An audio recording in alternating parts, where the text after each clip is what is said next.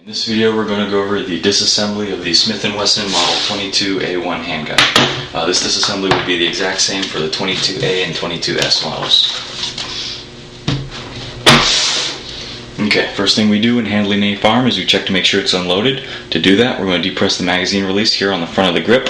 That'll drop the magazine out for us. We can see it's empty. We're going to rack the slide back.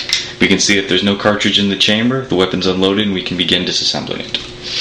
Now, the safety on this weapon is located on the left side of the frame towards the back. It's this little lever here. Right now, when it's in the up position, it blocks the little red dot on the slide and it's in the safe. When we lower the lever, you can see the little red dot and it's in fire. The weapon can be disassembled entirely while in safe, and so we're going to do it that way.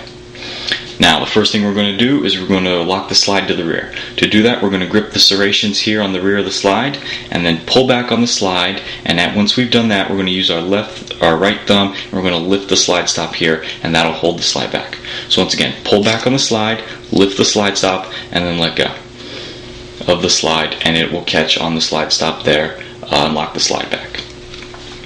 Now, the barrel is held in two places. There's a vertical pin that rides right about here in the frame, and that's held in by this button here.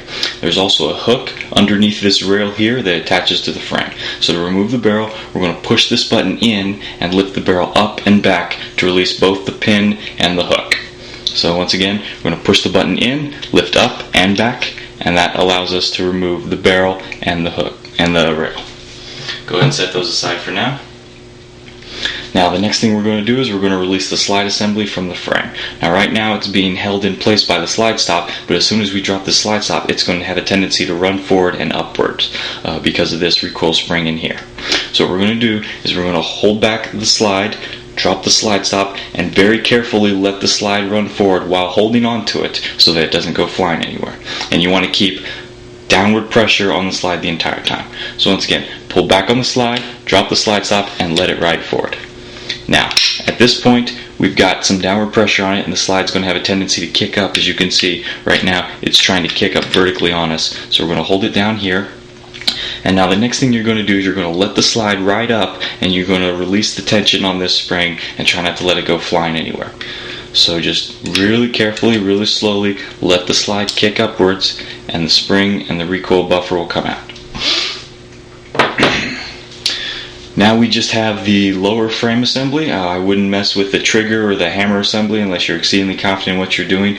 You shouldn't need to clean much in here. There may be a little bit of kickback around this feed ramp throat area, but other than that, there shouldn't be much you need to do for the standard disassembly and field strip. The grips can be replaced by these two screws here.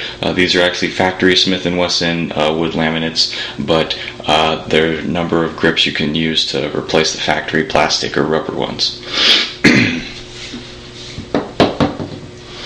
Okay, in the slide we still have the recoil buffer, recoil spring guide, and recoil spring. So what you're going to do is you're just going to take this little buffer here on the back and just go ahead and pull it right out the back of the slide. Now we have just the slide by itself. There's a firing pin assembly in there. It's got a channel that's open on two ends. If your firing pin's real slow and isn't getting hard enough primer strikes, you can clean out a little bit there, but I wouldn't mess with it too much unless you're real confident in what you're doing.